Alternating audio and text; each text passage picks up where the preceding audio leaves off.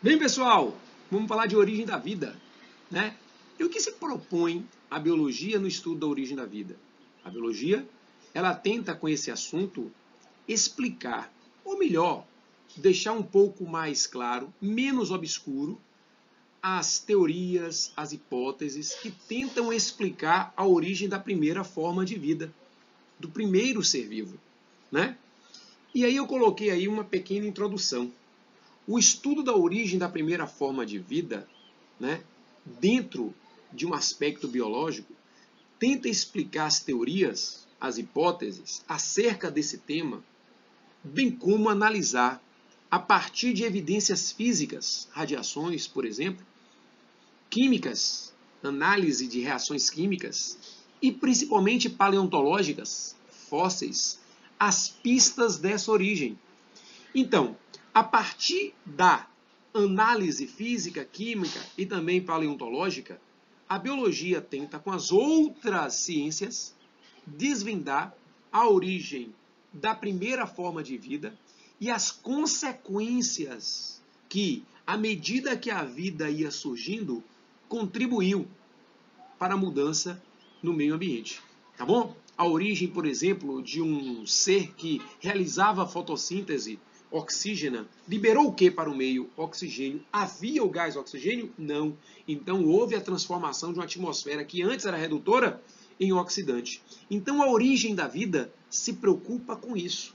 Não apenas analisar a origem da primeira forma de vida, mas analisar as consequências dessas origens para o ambiente, para o meio em que eles viviam. Tá bom? Perfeito? Vamos lá. Ó, deixa eu passar esse slidezinho aqui para dizer o seguinte. Aí é um fluxograma bem simples, bem rapidinho, que fala assim, ó, a origem do primeiro ser vivo, antigamente, era explicada pela teoria da abiogênese. O que é a teoria da biogênese? A teoria da biogênese é aquela que defende a origem da vida a partir da matéria bruta. Só que a matéria bruta, ela precisava entrar em contato com uma força vital, precisava entrar em contato com uma temperatura específica, com um gás específico, com uma radiação específica, com umidade específica. Então, a matéria bruta, a partir da força vital, deu origem ao ser vivo. Então, a biogênese defende essa tese, tá certo? Só que a biogênese ela foi derrubada. Daqui a pouco, lá na frente, nós vamos ver quem foi o responsável pela derrubada da biogênese, né? Em destituir a biogênese, né? E começar a ser defendida agora a biogênese. E o que diz a biogênese? A biogênese defende a tese de que todo ser vivo é precursor de um outro ser vivo. A partir de que processo? A partir da reprodução. Então, a base da biogênese é o processo reprodutivo, é a reprodução. Beleza? Então, as duas, vamos dizer assim, teorias iniciais para tentar desvendar a origem da vida são elas: abiogênese e biogênese. Beleza? Vamos lá. Ó, vamos começar a falar da abiogênese. E o que diz a biogênese? A biogênese diz o seguinte, ó.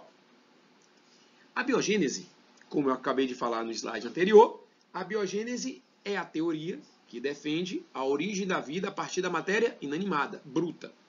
E quem foi que defendeu a biogênese? Quem foi que defendeu a biogênese? Vários, né? Mas os mais importantes e relevantes para a sua prova, seja ela Enem, Consultec e Baiana, que com certeza pode fazer alusão a essas teorias, né, de maneira diluída nas suas questões, é importante você saber que os maiores e mais importantes abiogenistas foram Aristóteles, Van Helmont e John Needham, tá certo? Então vamos lá. O que Aristóteles dizia? Aristóteles, né, que nasceu em 383, ou seja, século IV, e morreu em 322 a.C., dizia que os patos e os sapos presentes em uma lagoa eram originados ou surgiam a partir da temperatura baixa do meio, a partir da umidade do meio. Então, pedras que estavam nas margens se transformavam em sapos, em patos. Aí tu me pergunta, sério? Poxa, você está colocando, regravando uma loucura dessa? Velho, isto é importante para a evolução do pensamento científico. É a partir daí que começa a ser criado as verdadeiras e as corretas teorias. Por quê? Porque quando você começa a defender que isso não é verossímil, isso não é verdadeiro, você vai atrás do que é verdadeiro. Você vai atrás daquilo que de fato existe. Né? E o que de fato existe? É o processo de origem a partir do processo, do evento reprodutivo. Tá certo? Então Aristóteles defendia a transformação de matéria bruta como lodo, como pedras, como rochas, em seres vivos. Tá certo? Já Van Helmont, isso já no século XVI depois de Cristo, né? Um sacerdote, dizia o seguinte: se você pegar camisa suja, né, e colocar em um ambiente escuro com farelo de trigo, essa camisa suja vai se transformar em camundongos. Essa camisa suja vai se transformar em ratos. Nós sabemos, filho, que a camisa suja atraía o rato, o camundongo, né? E o milho, o farelo de trigo, era para ele uma fonte de quê? De nutrientes. Então, com os nutrientes, um ambiente escuro, sem ninguém perturbar e aconchegante, não deu outra.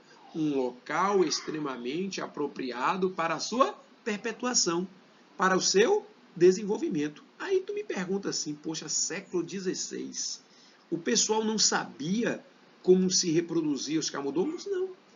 Não. E achavam que eram assim. Então os abiogenistas achavam que eram dessa maneira. E Von Helmont criou a receita de fazer ratos. Beleza? Você deve estar pensando, pô, que absurdo, que loucura, mas isso, repito, é muito importante porque faz parte da evolução do pensamento científico. Ciência se faz com experimento. Ciência se faz com experimentações. Não é utopia, vou falar que é assim, pronto. Aristóteles dizia, a pedra se transformou, mas não é assim. Poxa, ele fez um experimento, Von Helmont colocou uma camisa suja, com farelo de trigo, num ambiente escuro, e aí surgiram ratos. Ele achava que os ratos tinham sido originados da camisa suja. Quando colocavam-se camisa limpa, não, mas ele falava, mas a força vital, o princípio ativo, o agente transformador da camisa suja, da camisa em rato, é a sujeira, é o suor, é o trigo. Amém? Beleza? Isso é importante. Por isso que a Baiana, que é uma faculdade que se preza na análise experimental, ela valoriza isso daí. E o seu, vamos dizer assim, a sua banca examinadora também sabe disso. Perfeito? Já John Needham disse o seguinte: ele, né, é sacerdote, ele pegou um frasco, né, um balão de vidro, por exemplo, e colocou uma sopa nutritiva, um caldo nutritivo aqui, ó. Observe a metodologia. Colocou um caldo nutritivo aqui e aqueceu esse caldo nutritivo, ferveu esse caldo nutritivo, né? E ao ferver, de fato, ele estava matando toda a forma de vida, mas deixou resfriar o frasco aberto. Deixou resfriar com o ar entrando. Ele não tinha conhecimento da existência de micro-organismos no ar. Ele não sabia que no ar havia micro-organismos. Aí ele tampou, depois de resfriado. Tempos depois, apareceram micro-organismos. Aí ele disse, ao tampar o frasco com uma parafina, ou com algo não tão, vamos dizer assim, potente, ele permitiu que a força vital entrasse em contato com o líquido e transformasse o líquido em seres vivos. Tá certo? Então, John Needham foi um desculpa, gente, é porque Manuela aqui me atrapalhou. Desculpa. Então, John Needham era também um abiogenista. Tá certo? Maravilha? Então, observe que esse John Needham vai ter daqui a pouco um biogenista, que foi Spallanzani, que vai usar os mesmos materiais que ele, mas uma outra metodologia. Preste atenção, tá certo? Eu vou nessa. Pronto. Então eu vou falar agora dos biogenistas. E quem foram os biogenistas? Foram aqueles que defenderam a tese de que a vida é originada de outra forma de vida. Tá bom? Primeiro, Francesco Redi, 1626 e morreu em 1698, ou seja, no século XVII. Olha o que Redi disse. Redi pegou frascos e colocou em frascos pedaços de rã fresca. E em alguns frascos ele fechou, outros frascos ele deixou aberto, tá certo? E ele notou que os frascos que ele tinha mantido aberto, os insetos entravam no frasco, entravam em contato com a carne da rã que ele tinha posto, e novos insetos surgiam. E que isso não acontecia nos frascos fechados. Ele concluiu que toda forma de vida que surgia a partir daí era originada de uma forma de vida que já existia. Por quê? Porque se a carne de fato tivesse se transformado em inseto, por que não aconteceu isso nos frascos fechados? Aí você me diz, poxa, Redi botou para lenhar, deu uma cruzada nos abiogenistas. Só que os abiogenistas disseram, meu querido Redi, a força vital está na pata, fio. E é necessário que o inseto pouse na carne para que a carne se transforme em inseto. Pelo amor de Jeová. Redi não sabia, não tinha conhecimento do processo de transformação dos insetos. E não ficou por isso mesmo. Mas só que Redi, fio, balançou a biogênese. Só que a biogênese não caiu. Em 1729, nasce Lázaro Spallanzani, certo? Um também sacerdote, como Needham, e que usou, como eu disse para vocês anteriormente, os mesmos materiais de Needham. A mesma composição do caldo nutritivo, só que a metodologia foi diferente. Ele colocou o caldo nutritivo e antes de aquecer, ele tampou o frasco hermeticamente. Hermeticamente é fechar de tal maneira que nada entrava e nada saía. E aqueceu para a poxa. Aqueceu muito. Ferveu para a poxa. Matou tudo. Qualquer forma de vida que ali tivesse, meu filho, morreu. Tinha acabado. Aí deixou esfriar. Resfriou, passou tempo e nada de ser vivo. Ele disse, tá vendo? Tá vendo? Eu de fato destruí toda forma de vida e uma outra forma de vida não surgiu. Aí você disse, eita, poxa, se Redi deu uma cruzada, Spallanzani deu, né, um jebe, sei lá. E aí a biogênese caiu, não foi não, filho? Foi não, filho. Sabe por quê? Os abiogenistas disseram, o Spallanzani, você fechou de maneira muito radical, filho. E é necessário que a força vital que venha do meio do ar entre em contato com o líquido para o líquido se transformar em ser vivo. E outra coisa, você aqueceu demais, destruiu a força vital. Rapaz, que bichos chatos são esses abiogenistas. Não, velho. Se você vem com uma teoria, mas que não vem muito bem fundamentada pela falta que você ainda tem do conhecimento daquilo, ela é frágil. Mas quando você vem com uma tese, com uma teoria, com uma hipótese altamente muito bem fundamentada, ninguém derruba. Olha o que Pasteur fez. Louis Pasteur, francês. Ele pegou um frasco de pescoço, né, um frasco de vidro, um balão volumétrico, e esticou o pescoço. Esticou e entortou esse pescoço. E colocou nesse frasco um caldo nutritivo. E aqueceu, nem tanto nem tão pouco, para não falar que ele tinha destruído a força vital. E não tampou para dizer, ao tampar você não deixou a força vital entrar em contato com o ar. Ele deixou aberto. E aqueceu e resfriou. Aqueceu muito, resfriou rápido. Pasteurização. O choque térmico matou toda a forma de vida que ali poderia estar presente. E aí, velho, você sabe muito bem o que contaminou o frasco de Needham, não foi o ar? Aí você me pergunta, por que quando ele deixou aberto o ar, Sérgio? Sim, que entrava por aqui, não contaminou o líquido? Entrou, velho. O ar entrou. Entrou? Entrou. Só que com essa curvatura as impurezas ficavam aqui, ó. Ficavam na curvatura, velho. E aí o ar passava, ficava na curvatura e ia para o líquido o quê? Estéril. Estéril. E não contaminou o líquido. Como não contaminou o líquido, presta atenção. Presta atenção. Ele disse, se eu quebrar o frasco, o pescoço, melhor dizendo, do vidro, o ar vai entrar diretamente, vai contaminar o frasco e novos seres vivos vão aparecer. Não deu a outra. Quando ele quebrou o frasco aqui, ó, ele quebrou aqui, ó, ele quebrou aqui, aqui, o ar passou direto, contaminou o líquido e micro-organismos surgiram. Aí ele disse, sabe por que apareceram seres vivos? Porque existem micro-organismos que não conseguimos visualizar no ar. Então, quando esse micro-organismo que eu não consigo visualizar entra em contato com o líquido, eles começam a se proliferar e dar origem a novos seres vivos aí. Por quê? Porque toda forma de vida vem de uma outra vida que já existe.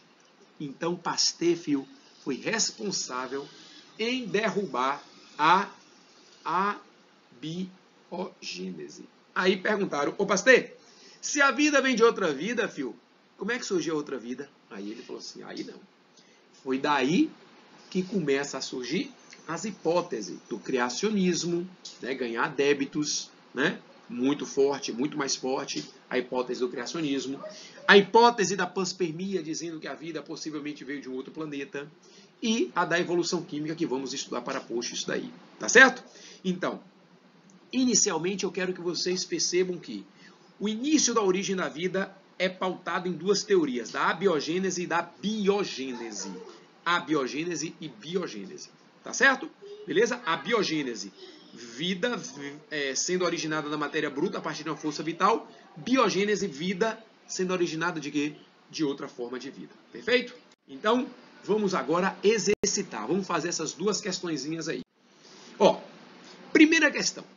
Em certos locais, larvas de mosca criadas em arroz cozido são utilizadas como isca para a pesca. Alguns criadores, no entanto, acreditam que essas larvas surgem espontaneamente do arroz cozido, tal como preconizado pela teoria da geração espontânea. Essa teoria começou a ser refutada pelos cientistas ainda no século XVII, a partir dos estudos de Redi e Pasteur, que mostraram experimentalmente que, letra A, seres vivos podem ser criados em laboratório. Pasteur disse isso? Hein? Essa teoria começou a ser refutada pelo cientista, a partir do estudo de Pasteur e Redi, que mostraram experimentalmente, vamos lá? Ele não falou isso, que a vida foi criada de laboratório, nem Redi nem Pasteur, esses são biogenistas. Que a vida se originou do planeta a partir de micro-organismos. Não. Que o ser vivo é oriundo de reprodução de outro ser vivo pré-existente. Esse aí é o gabarito. Tá certo? Beleza? Então, você tem que, de fato, saber o que cada teoria defende. Por mais que a letra A pudesse ter um fundamento, que não é verdadeiro, mas ter um fundamento, mas ele não falou isso. Tá certo? Beleza? Perfeito, viu? Vou lá. Segunda questão. Tétis entrega as novas armas a seu filho Aquiles e cuida do corpo de Patroclo. Ok? Mãe, essas armas de Hefesto me enviou. Dizem bem os trabalhos dos imortais. Nenhum homem seria capaz de forjá-las. Vou para a luta, aprontar-me, envergando-as, mas tenho receio de que entre mentes as moscas penetrem nas chagas abertas pelo cruel bronze no corpo do filho claro Menécio, Patroclo, e criem larvas, afeando dessa arte o cadáver do amigo. Afeando. Rapaz, ele está querendo dizer o quê? Que as moscas entram na ferida, deixam as larvas e surgem. Velho, ele disse isso há 2.500 anos, muito antes de Redi, que era biogenista. Podemos afirmar, então, que os gregos, letra A, eram adeptos à geração espontânea? Claro que não, filho. Se ele está falando que a mosca que começa a enfear o cadáver, começa a putrefar, deixar o cadáver mais feio ainda, veio de larvas de outras moscas. Isso é biogênese, não é a biogênese, não é a geração espontânea. Letra B. Foram os primeiros que demonstraram a veracidade da biogênese. Não! Para que você insiste, questão? Não! Acreditava que a matéria orgânica em decomposição gerava larvas. Não! Sabiam que as moscas eram responsáveis pelas larvas que surgiam nos cadáveres? Esse é o gabarito. Entendeu, filho? Então, é isso daí. Então, a partir de agora, você vai ter uma viagem alucinante nas várias hipóteses, teorias, análises a respeito da origem da vida. Quero só dizer que estamos juntos e misturados. Valeu? Qualquer coisa, mande mensagem para Biologia no Ponto. Perfeito? Que eu faço com todo prazer a redução dessa sua dúvida, se for possível. Tá bom? Beijo, filho. Valeu. Tchau, tchau.